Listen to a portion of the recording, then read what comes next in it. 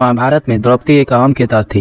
द्रौपदी के जीवन और चरित्र को समझना बहुत ही कठिन है। द्रौपदी की वो 3 वजह जिससे महाभारत का युद्ध हुआ था। चलिए जानते हैं।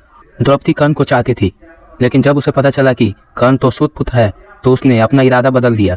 उसने पहली बात तो यह है कि कर्ण को स्वयंवर की प्रतियोगिता में भाग नहीं लेने दिया, और दूसरी यह है कि उसने कर्ण को बुरी तरह अपमानित किया। यदि वो ऐसा नहीं करती तो परिणाम कुछ और होता। दूसरा, अर्जुन ने स्वयंवर की प्रतियोगिता को जीत लिया था, लेकिन किन्हीं भी परिस्थितियों में द्रौपदी यदि 5 पांडवों की पत्नी बनना स्वीकार नहीं करती तो आज इतिहास कुछ और होता।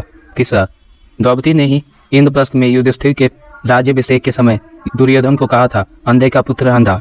बस यही बात दुर्योधन के दिल में तीर की तरह धंस गई थी।